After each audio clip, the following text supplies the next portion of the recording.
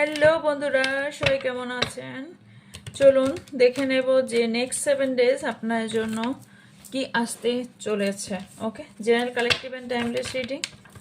So যখনই দেখবেন তখন আপনার সঙ্গে রেজোনেট করবে।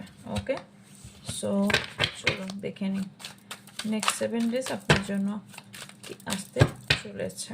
ওকে,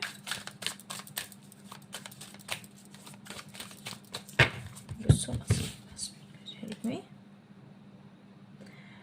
আপনি কিছু নিউ পারপাস খুঁজে পাবেন, কারোর হেল্প পেতে চলেছেন, আপনি কিছু গুড নিউজ আসতে চলেছে, নিউ পারপাস, নতুন কিছু শিখতে বা জানতে চলেছেন, নতুন কিছু দেখতে চলেছেন।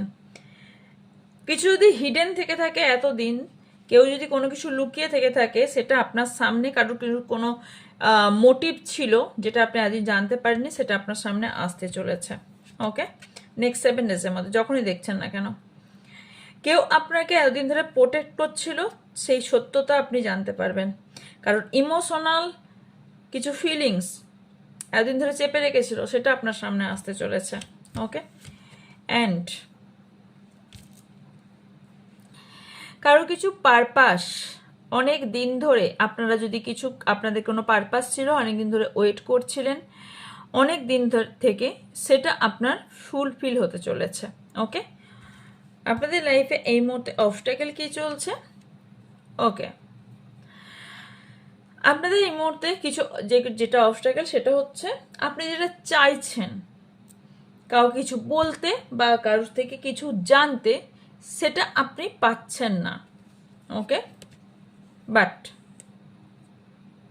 কারো কিছু ওপেন হতে পারছেন না, কাউকে মন খুলে বলতে পারছেন না, মন খুলে কিছু শেয়ার করতে পারছেন না কোনো পার্সনকে, তো সেটা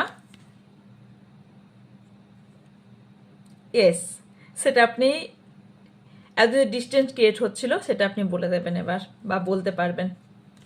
আপনার সামনে এমন সিচুয়েশন তৈরি হবে। ওকে,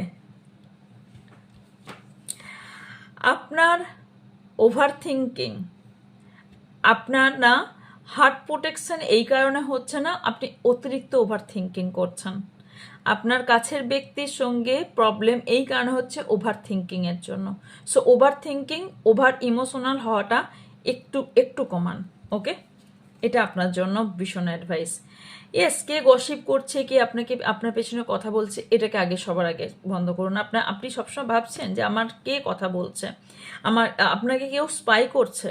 সো যে করছে করুক, ভাবতে দিন, তবে একটু সাবধানে থাকুন। আপনার জন্য সাবধানতা অবলম্বন ভীষণ দরকার।